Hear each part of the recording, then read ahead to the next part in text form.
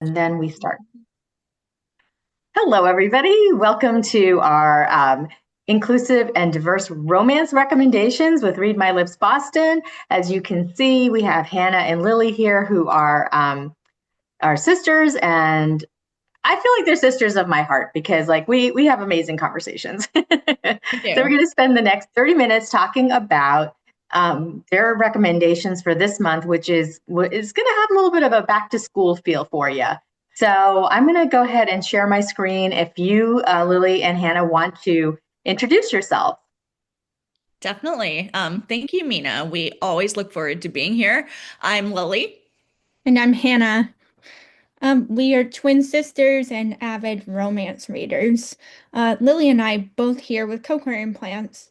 And when we were growing up, we didn't often see ourselves in the books that we read.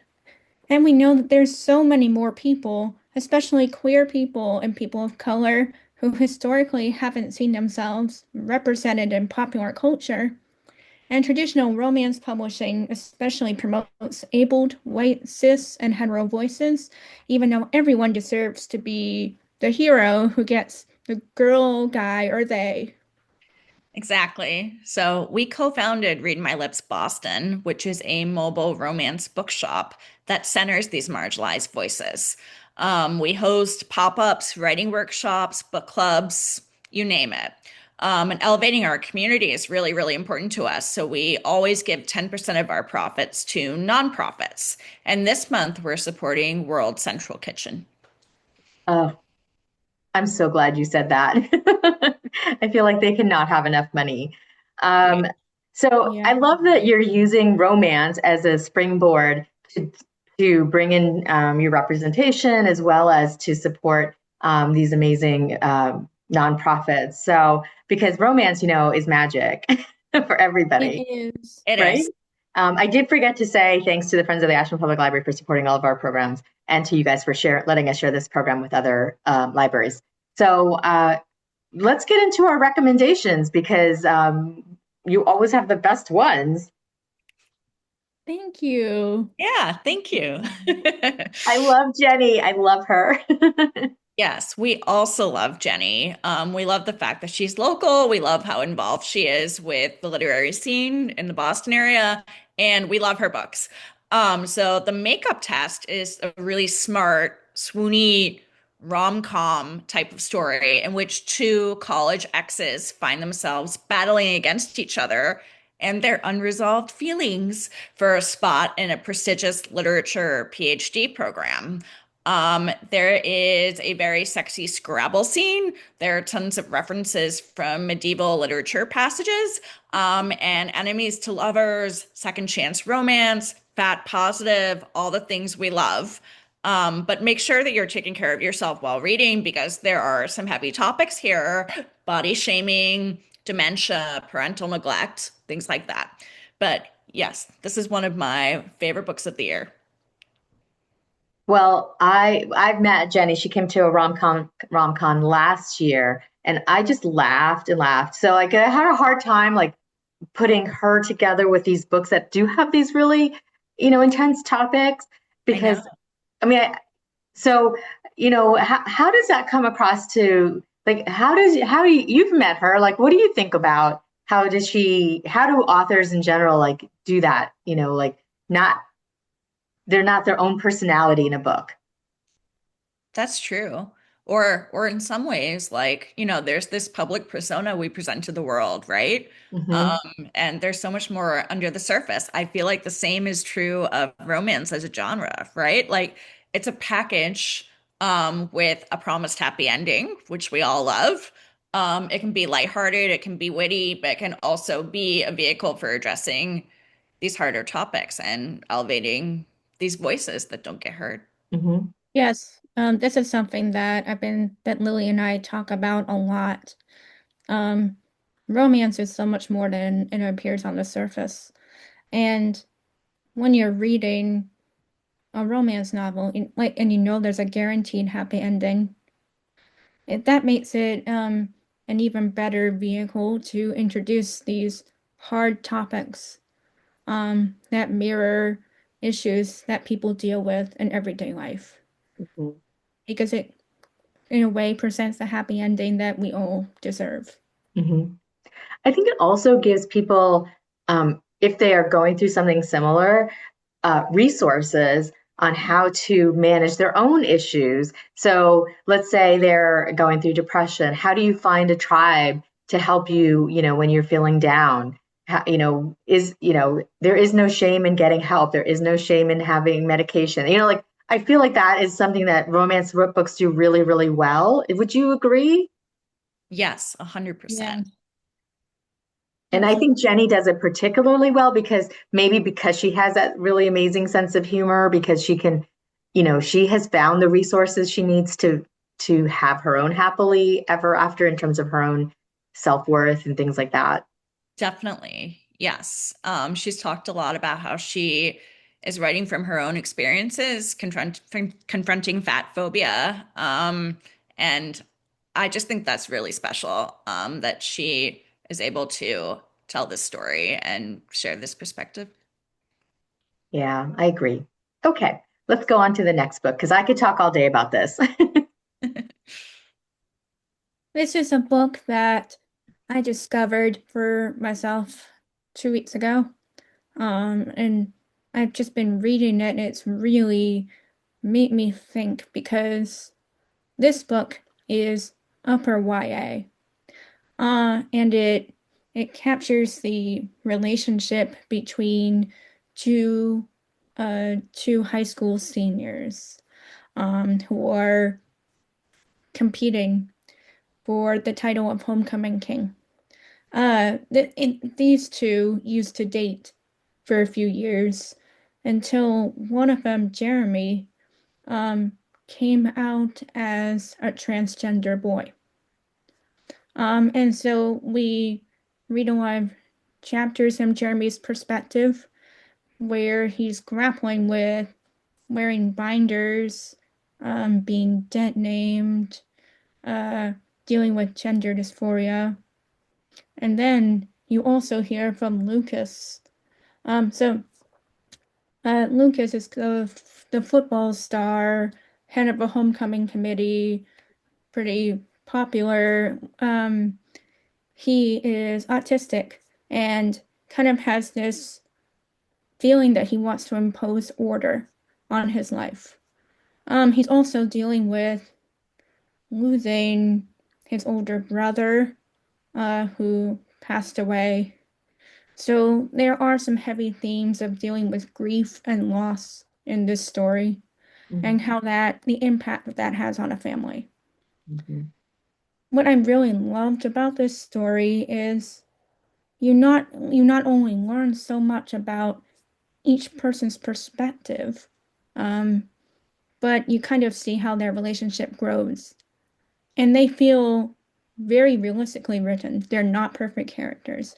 They feel very much like teenagers. And I think that's really important. mhm. Um, they're going to make mistakes. They're going to say things they regret. They're going to be selfish sometimes,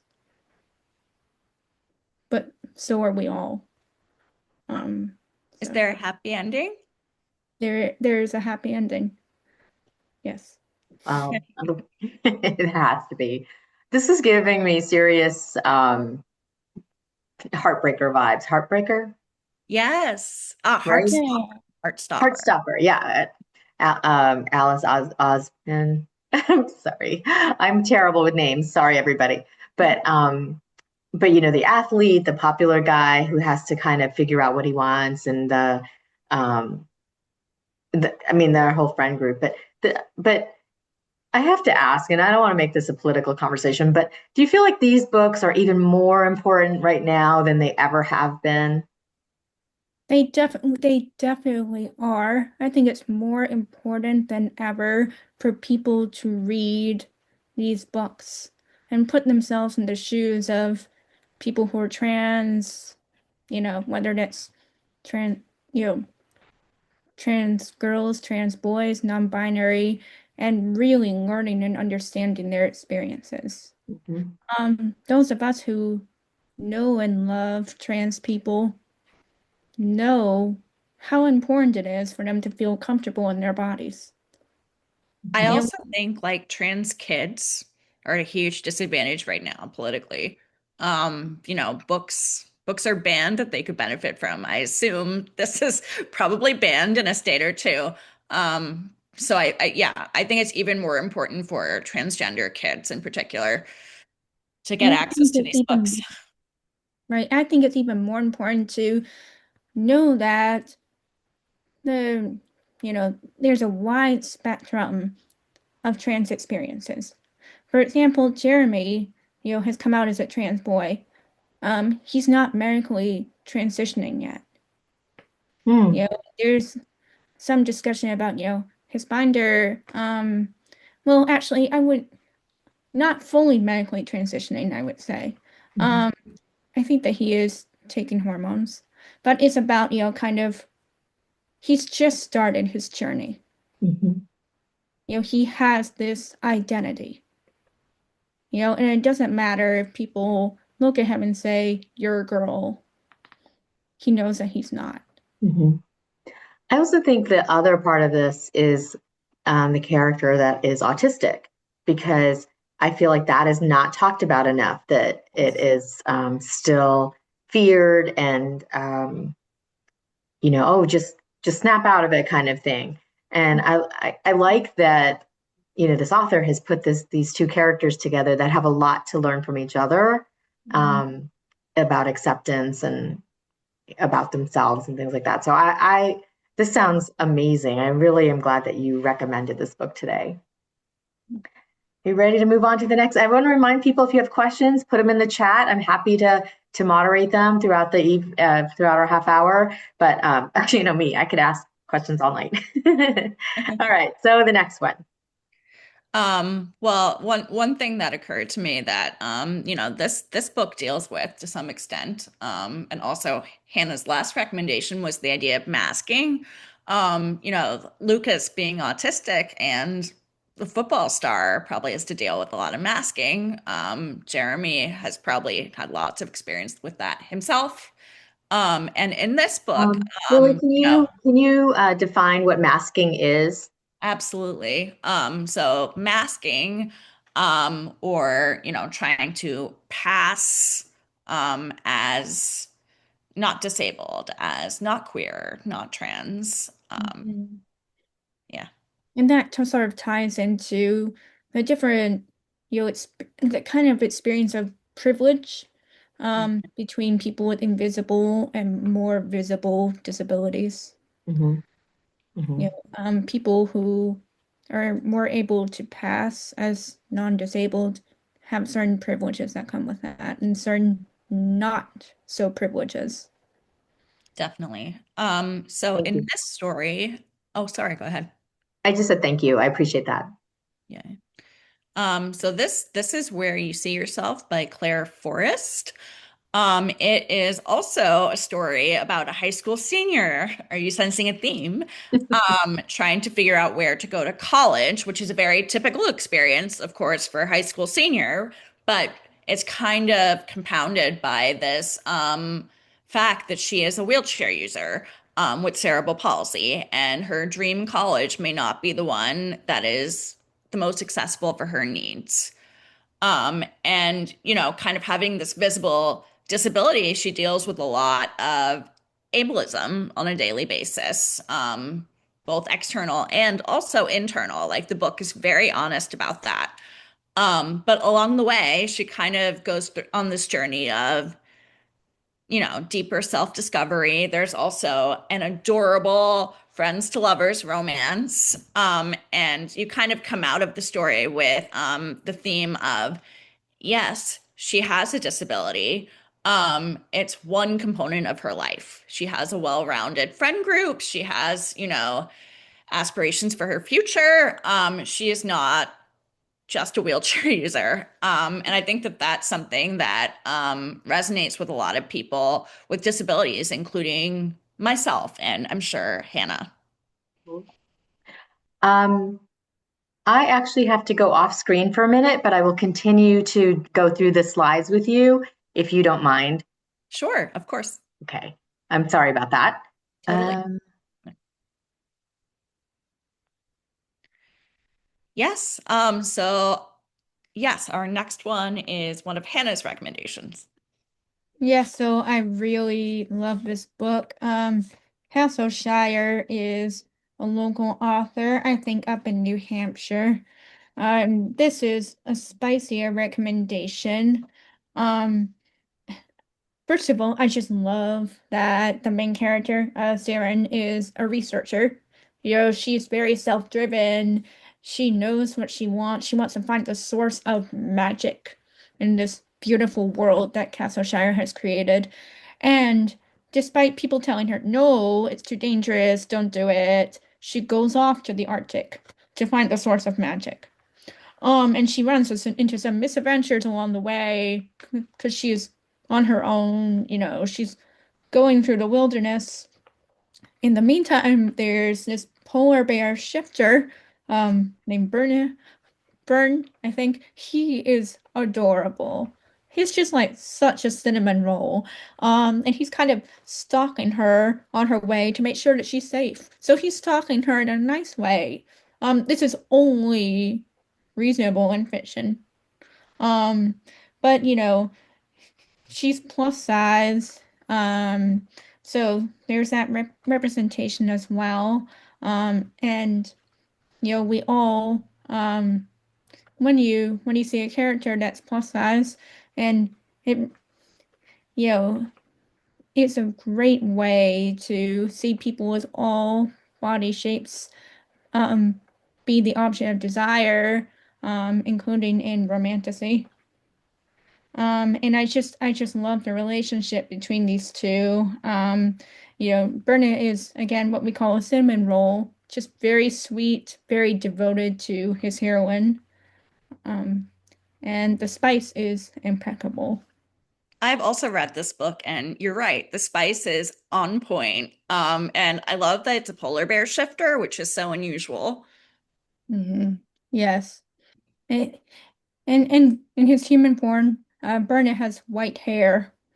So for anyone who is into like silver foxes, little silver polar bears.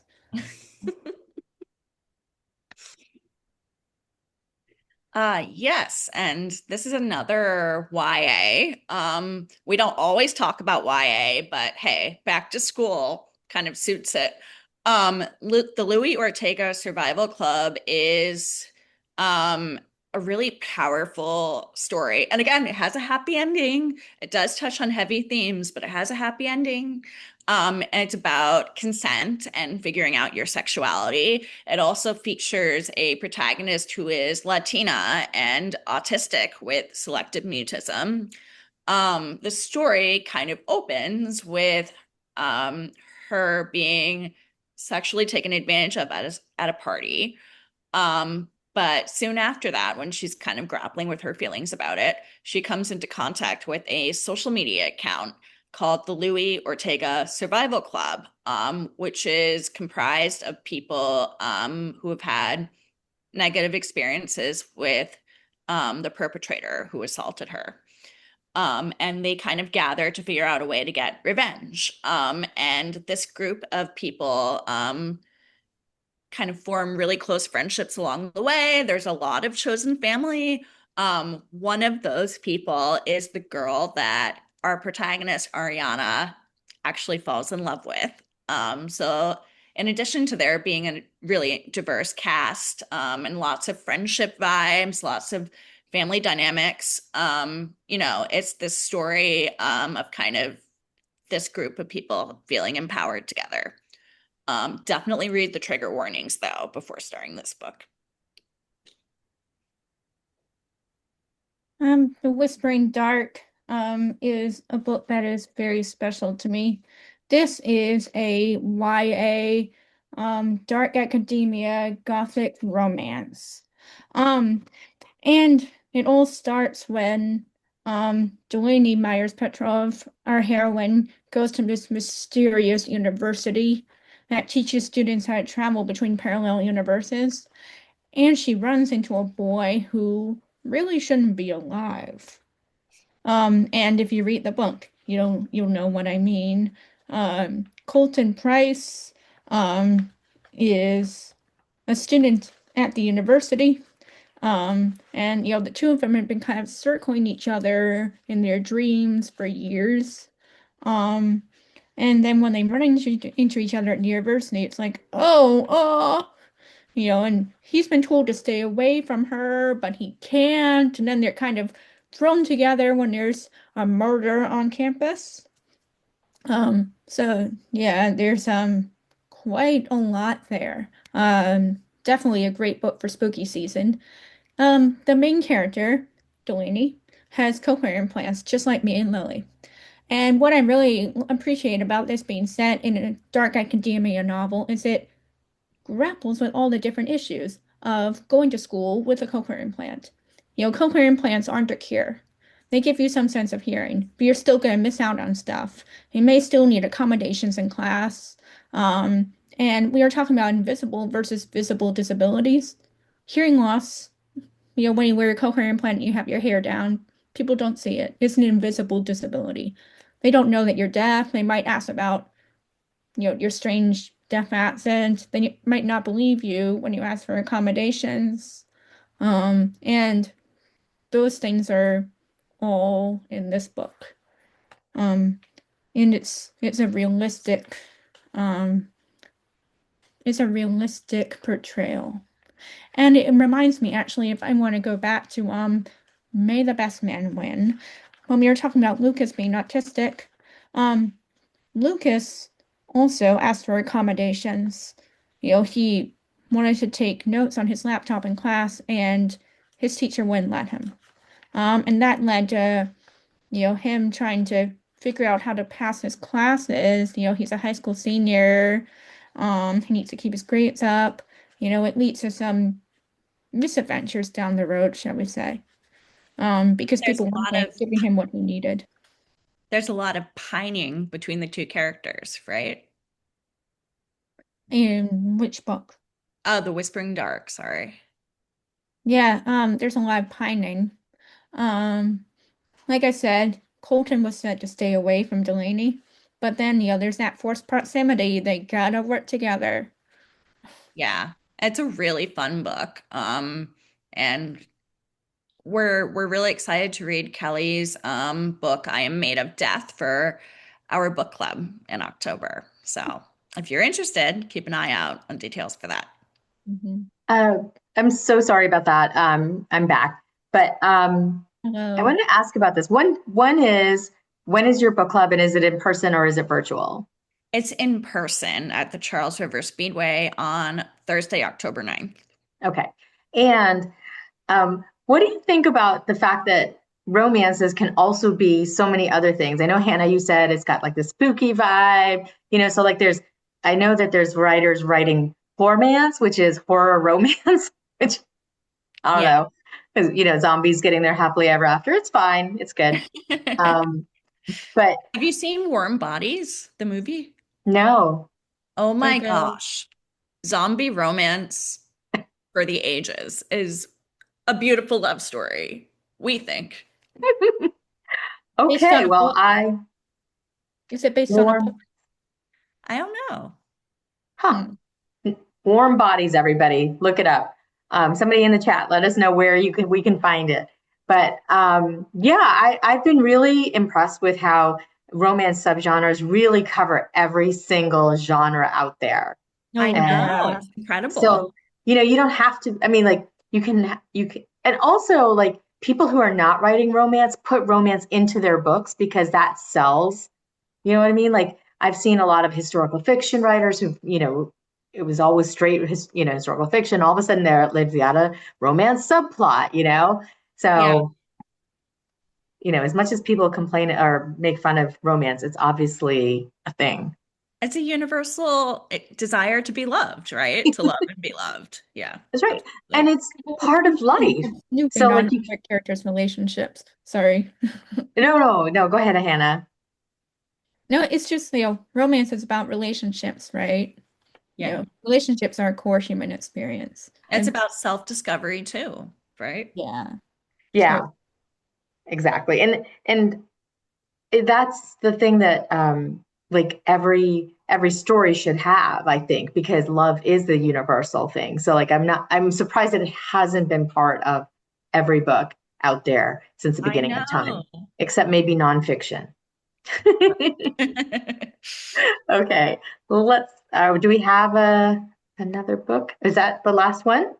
We have a couple more recommendations, but if we can't squeeze them in, that's totally okay. I Oh no, will we have 5 just more talk minutes. really quickly Mhm. about this one. If you like 2000s era rom-coms, especially 13 going on 30, read this book. Basically, a high school senior wakes up in the future engaged to her high school nemesis in this magical time traveling rom-com situation. Check it out. Um, I love Mindy's book studio. I think that she um, is the person to create a diverse book club. Yes. And so I was really thrilled when she started this. I think it was last year with Sonali Dave's The Vibrant Years. So Yeah, yeah. so I really like that she's picking romance as well, that bringing it into the mainstream for Southeast Asia, like that have Southeast Asian characters, because Yes. in Southeast Asia, including India, where I'm from, romance, it's repressed, let's Mhm. say, and it's not talked about. It's there. Obviously, there's a billion Indians, so there's obviously stuff happening, but it's not talked about. So I love that Mindy really brought it to the fore and made it acceptable. Yeah, Definitely. I agree. Everything Mindy touches turns to magic. Yeah. It's so true. I love that for us Indians. So we have somebody. Yay! Okay, so last book. This is one of my favorites by Merrill Wilsner. Mistakes were made. So, there's a really fun trope is accidental one night stand, and then you find out the person that you met that night actually is your, you know, boss or your enemy, or in this case, your college best friend's mom. So this happens over family weekend. I love that this book has kind of a forbidden, age gap romance. Cassie is the college senior, and Erin is her best friend's mom, who, is coming to family weekend to get closer to her daughter.